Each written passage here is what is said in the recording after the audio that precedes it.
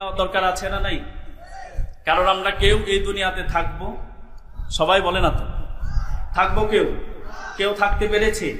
যারা দাপটশীল ছিল তারা নাই, আছে নাই? ফেরাউন আছে নাকি? আবু জাহাল আছে নাকি? নামরুদ আছে নাকি? হযরত সুলাইমান আলাইহিস সালাতু ওয়াস সালাম আছেন? নেই। বিশ্বনবী সাল্লাল্লাহু আলাইহি সাল্লাম যিনি সরদারে তো আলম, সরদারে কায়নাত, যিনি বিশ্বনবী রাহমাতুল লিল আলামিন, তিনিও তো দুনিয়াতে নাই। ঠিক কিনা বলেন? আমরা কেউ দুনিয়াতে থাকবো, আমরা সবাই চলে যাব, কিন্তু যাওয়ার পরে দীর্ঘ একটা সময় আমাদেরকে অতিবাহিত হইতে হবে, থাকতে হবে। যেই সময়ের সূচনা আছে কিন্তু পরিসমাপ্তি নেই। এই দুনিয়াতে মানুষ আসে, কিন্তু তার একটা সময় বেঁধে দেওয়া হয়। একটা সময় সে শিশু থাকে, এরপরে সে কিশোরে অবতীর্ণ হয়, কিশোরে পদার্পণ করে, এরপরে তরুণে পদার্পণ করে, যুবকে পদার্পণ করে, মধ্যবয়স্ক পূর্ণ বয়সে পদার্পণ করে, এরপরে গিয়ে বৃদ্ধ হয়ে যায়। এরপরে পালানোর আর কোনো রাস্তা থাকে না, একমাত্র পালানোর রাস্তা হলো মৃত্যু। ঠিক কিনা বলে? এই মৃত্যু থেকে কেউ পালাইতে পারে, ভাগতে পারে? একটা সময় অন্তিম মুহূর্ত শেষ হয়ে পরপারের দিকে পাড়ি জমায়, অনন্ত অসীম সময়, যেই সময়ের কোনো সূচনা আছে কিন্তু পরিসমাপ্তি নেই। ঠিক কিনা বলেন? কিন্তু সেই সময়ের জন্য আমাদের পাথেও কামাইতে হবে। বিশ্বনবী সাল্লাল্লাহু আলাইহি সাল্লাম বলেন যে পৃথিবীর মানুষেরা, একজন বড় ব্যবসায়ী, সে মনে করে অনেক বড় সে বুদ্ধিমান ব্যক্তি, অনেক বড় বুদ্ধিমান ব্যক্তি। একজন ধার্মিক, একজন স্কলার, সে মনে করে আমি অনেক বড় বিজ্ঞ ব্যক্তি। একজন যিনি নাকি অনেক সম্পত্তি কামিয়েছেন, অনেক বিল্ডিং বানিয়েছেন, অনেক হাউস করেছেন, এত এত সম্পত্তি বানানোর পর তিনি বুদ্ধিমান মনে করেন। অথচ বিশ্বনবী সাল্লাল্লাহু আলাইহি সাল্লাম বলেন, আসল বুদ্ধিমান কে? আমি রাসূল তোমাদেরকে বলে দিচ্ছি। আল্লাহু আকবার। আল্লাহর নবী সাল্লাল্লাহু আলাইহি সাল্লাম বলেছেন, আল কাইয়িসু মান দানা নাফসান ওয়া আমিলা বিমা বাদাল মাউত। পৃথিবীর মানুষেরা তারা বুদ্ধিমান খুঁজে খুঁজে তাদের কাছ থেকে জ্ঞান আহরণ করতে চায়। বড় ব্যবসায়ী পেলে তার কাছে বুদ্ধি নেয়, বড় জ্ঞানী গুণী ব্যক্তি পেলে তার কাছে বুদ্ধি নিয়ে চলতে চেষ্টা করে। একটাই উদ্দেশ্য, দুনিয়াতে কিভাবে আরো বেশি টাকা কামানো যায়, কিভাবে আরো বেশি সম্পদ বানানো যায়, কিভাবে খ্যাতি এবং সম্মান লাভ করা যায়, এই ফিকিরটুকু করে। অথচ আল্লাহ নবী বলেন যে আসল বুদ্ধিমান কে? আমি রাসূল তোমাদেরকে বলে দিচ্ছি, ওই ব্যক্তি আসল বুদ্ধিমান যে নিজেকে চিনেছে এবং চেনার পরে আখিরাতের জন্য পুঁজি কামাই করে। আল্লাহু আকবার। আসল বুদ্ধিমান তো সে নিজেকে চিনে। কিভাবে? আমি একদিন থাকবো না, আমার বাবা, আমার দাদা, পরদাদা ওনারা চলে গেছে, ওনাদের কাতারে আমিও যাব। আমি একটা সময় থাকবো না। আজকে বাগিয়ার এই হাটখোলা, এই বাজার, একটা সময় আমার বাবা, একটা সময় আমার দাদা, একটা সময় আমার পরদাদা, ওনারা হাঁটতেন, বাজার করতেন, কোনাবাড়ির বাজারে যেতেন, এই রাস্তাগুলাতেই তারা চলাফেরা করতেন। কিন্তু আজকে তারা নাই। রাস্তা কিন্তু ঠিকই আছে, কথা বলেন, রাস্তা ঠিকই আছে, কিন্তু তারা নাই। বোঝ আসবে যে না, আমি একদিন থাকবো না, আমার সন্তানেরা থাকবে, আমার নাতিপুতিরা থাকবে, আমি একদিন থাকবো না। এই যে বুঝলেন, এখন আখিরাতের প্রতি আপনি কামাই করবেন, আখিরাতের পুঁজি জমাবেন।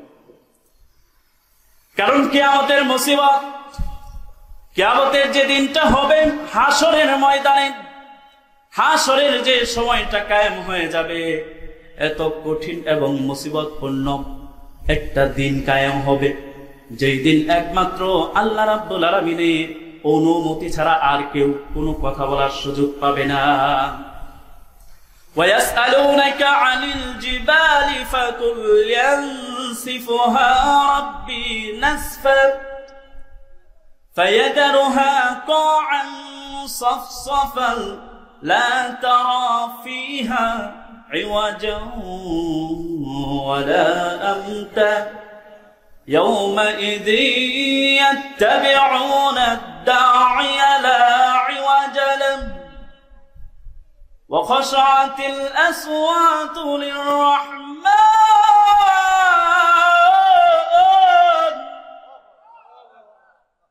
خشعت الأصوات للرحمن فلا تسمع إلا همسا يومئذ لا تنفع الشفاعة إلا من أذن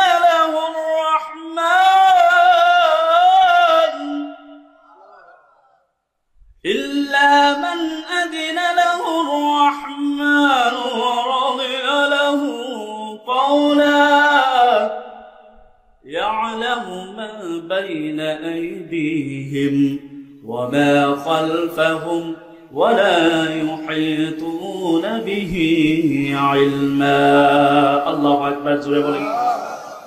এই আয়াতে কারিমার মধ্যে আল্লাহ রাব্বুল আলামিন বুঝিয়েছেন।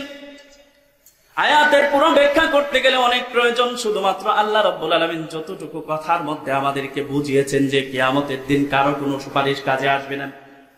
যে কোনো ধরনের যত বড় ব্যক্তি আসুক না কেন, পৃথিবীর মধ্যে থাকা অবস্থায় সে প্রেসিডেন্ট ছিল, মন্ত্রী ছিল, এমপি ছিল, কথার কথা ডোনাল্ড ট্রাম্প, যিনি আন্তর্জাতিক পর্যায়ের একজন ব্যক্তিত্ব, ঠিক কিনা? সবাই তো তারা চিনে।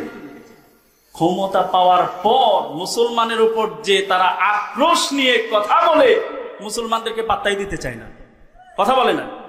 অথচ ইরান দেখিয়ে দিয়েছে ওই সমস্ত দাদাবাবুদের, ওই সমস্ত লাল চামড়ার কুকুরদের পিছনে পড়ে তাদের দালালি করার প্রয়োজন আমরা মুসলমানরা রাখি না। চিল্লায় বলেন ঠিক কিনা?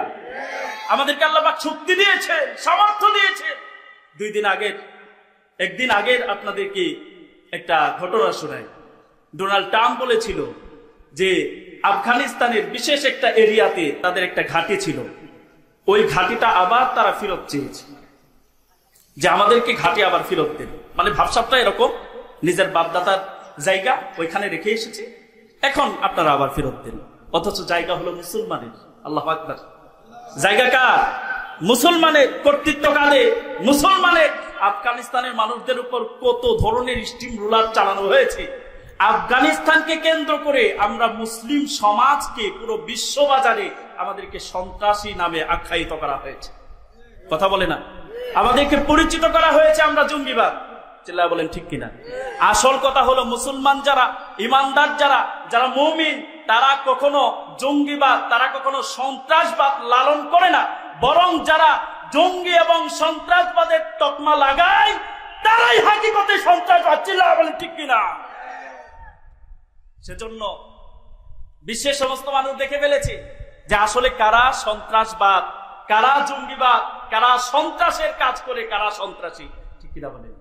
এই যে ফিলিস্তিনদের উপরে নির্মম চিত্তে যে নির্যাতন হচ্ছে, নির্মম ভাবে মানুষকে হত্যা করা হচ্ছে, ছোট বাচ্চাদেরকে, শিশুদেরকে, কলিজার টুকরা সন্তানদেরকে হত্যা করা হচ্ছে, মহিলাদেরকে হত্যা করা হচ্ছে, যুবকদেরকে পুড়িয়ে মারা হচ্ছে, হত্যা করা হচ্ছে। এখন মানবতায় কোনো কাজ করে না, কথা বলে না। মানবতা সংস্থা আছে না নেই? আর এগুলা কাদের কথাই হয় পরিচালিত? আমেরিকার লাল চামড়াদের কথায়, দালালদের কথায়। চিল্লায় বলেন ঠিক কিনা? ওই সমস্ত দালালরা আমাদের বাংলাদেশেও কিন্তু এরকম মানবতা সংস্থা করার লক্ষ্যে কিন্তু তারা পায়তারা করেছে এবং করেছেও তারা। আমরা প্রত্যেক উলামায়ে কেরাম জুমার খুতবায় বলেছিলাম যে আমাদের মানবতা সংস্থার দরকার নাই। আমেরিকার যে মানবতা সংস্থা যেটা, ওইটা আমাদের দরকার নাই, কারণ মানবতা সংস্থা ছাড়া আমরা ভালো আছি, কথা বলে না? কথা বলে না? কারণ মানবতা সংস্থা আমাদের দেশে আনবেন তো আমাদের দেশটাও ফিলিস্তিন হয়ে যাবে। চিল্লায় বলেন ঠিক কিনা? আমাদের দেশটা ফিলিস্তিন করা হবে। তারা পায়তারা করে যাচ্ছে এই দেশটাকে কিভাবে ফিলিস্তিন বানানো যায়। অথচ মুসলমানদের হাতে আল্লাহ পাক ক্ষমতা দিয়েছেন, আধিপত্য মুসলমানদের হাতেই চলে আসবে। কিয়ামতের আগ মুহূর্তে একটা সময় সমস্ত মানুষগুলা একটা মিল্লতে অবতীর্ণ করবে, একটা মিল্লতে তারা একত্রিত হয়ে যাবে। আর কোন মিল্লত সেদিন থাকবে না, সেই মিল্লতের নাম হলো মিল্লতে মুসলিমা। আল্লাহু আকবার। আমরা সবাই এক মিল্লতে চলে যাব। তো এই যেতটুকুন কথা আমি বলছিলাম ভাইরা আমার, এই পৃথিবীর মধ্যে আমরা কেউ থাকবো না। আখেরাতে আমাদেরকে পুঁজি কামাতে হবে। আর আখেরাতে যাওয়ার পর কিয়ামতের ময়দানে একমাত্র, কেবলমাত্র, শুধুমাত্র আল্লাহ রাব্বুল আলামিন যাকে অনুমতি দান করবেন সেই সুপারিশ করতে পারবে, আর কেউ সুপারিশ করার অনুমতি নাই। হাসরের ময়দানটা কেমন ভয়াবহ হবে। এমন ভয়াবহ, সন্তান বাবাকে চিনবে না, বাবা সন্তানকে চিনবে না। আর হাসরের ময়দানে আমাদের যে সূর্যটা উত্তাপ দেয়, সূর্য দেয় আমাদের কাছে রৌদ্র দেয়, আলো দেয়। এই রৌদ্র এবং আলোটা 13 লক্ষ মাইল দূরে থাকা অবস্থাও আমাদের কাছে আসার পরে কত তীব্রতায় আমরা অবস্থান করি, আমরা কতটা তীব্রতার মধ্যে থাকি। আমাদের ঘামে আমরা জর্জরিত হয়ে যায়, আমরা ছাতা ছাড়া বাহিরে চলাফেরা করতে পারি না। এই যে রিসেন্টলি তো দেখেন আমাদের বাংলাদেশে উত্তাপ এমন হয়, মাঝে মাঝে 42 ডিগ্রি সেলসিয়াস হয়ে যায়, ঠিক কিনা? মানুষ বাহিরে কাজ করতে পারে না, কর্ম করতে পারে না, জুতা ছাড়া রাস্তায় হাঁটা যায় না, পিচঢালা রাস্তায় হাঁটা যায় না। এ তো উত্তাপ, কত লক্ষ মাইল দূরে, কথা বলে না, 13 লক্ষ মাইল দূরে থেকে যদি এই অবস্থা হয়, আর যেদিন সূর্যটা আপনার আবার মাথার উপরে চলে আসবে, হালতটা কি হবে? হালতটা কি হবে সেদিন? একটু ফিকির করে। সেদিন একমাত্র আল্লাহ রাব্বুল আলামিন আরশের ছায়া ছাড়া আর কোনো ছায়া থাকবে না। সেদিন একমাত্র কেবলমাত্র আল্লাহ তাআলার আরশের ছায়া থাকবে। বিশ্বনবী সাল্লাল্লাহু আলাইহি সাল্লাম হাদিসের মধ্যে বলেন, বুখারী শরীফের 660 নম্বর হাদিস, লম্বা একটা হাদিস। এই হাদিসের মধ্যে আল্লাহ নবী সাল্লাল্লাহু আলাইহি সাল্লাম 7 শ্রেণী ব্যক্তির কথা বলেন, যেই 7 শ্রেণীর ব্যক্তিদেরকে আল্লাহ তাআলা আরশের নিচে ছায়া দান করবেন, যেদিন আল্লাহর আরশের ছায়া ছাড়া আর কোনো ছায়া থাকবে না। আল্লাহু আকবার। আমরা 7 শ্রেণী হতে চাই তো? তাদের অন্তর্ভুক্ত হতে চাই তো? চাই? কথা বলে না তো? কারা কারা চাই? তো হাত দেখতে চাই। নারে তাকবীর, নারে তাকবীর, নারে তাকবীর। প্রধান মেহমানের আগমন, মুফতি আরিফ বিন হাবিব হাফিজাহুল্লাহর আগমন। নারে তাকবীর। সম্মানিত ভাইয়েরা আমার, বিশ্বনবী সাল্লাল্লাহু আলাইহি সাল্লাম বলেন, সাবআতুন ইউযিল্লুহুমুল্লাহু তাআলা ফি যিল্লিহি লা যিল্লা ইল্লা যিল্লু। কিয়ামতের ময়দানে আল্লাহ রাব্বুল আলামিন 7 শ্রেণীর মানুষদেরকে আরশের নিচে ছায়া দিবেন, আরশের ছায়ার নিচে আশ্রয় দিবেন। 7 শ্রেণী ব্যক্তি, যেদিন নাকি আল্লাহর আরশের ছায়া ছাড়া আর কোনো ছায়া থাকবে না। এর মধ্যে 1 নাম্বার হলো ইমামুন আদিল, 1 নাম্বার হলো ন্যায়পরায়ণ বাদশা, 1 নাম্বার হলো ন্যায়পরায়ণ শাসক। আল্লাহু আকবার জোরে বলেন।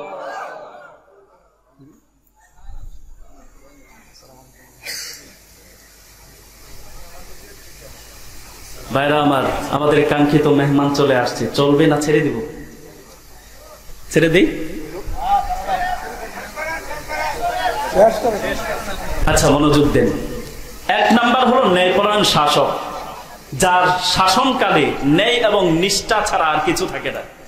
বিশ্বনবী সাল্লাল্লাহু আলাইহি সাল্লাম বলেন, হাদিসটা আমি শেষ করে দিচ্ছি, শুধুমাত্র তরজমাটা বলে আমি শেষ করব। আর আপনাদেরকে একটু কষ্ট দিব। আপনারা বসবেন তো? হুজুর আছেন, হুজুর আলোচনা করবেন, হুজুরের আলোচনা আমরা সবাই শুনবো। এর আগে আপনাদেরকে একটু কষ্ট দিতে চাই। যারা বাহিরে আছেন দয়া করে প্যান্ডেলের ভিতরে চলে আসেন। যারা বাহিরে আছেন, হুজুর চলে আসছেন, আপনারা সবাই চলে আসেন, আর বাহিরে থাকেন না। এই মাজমা সবসময় থাকবে না।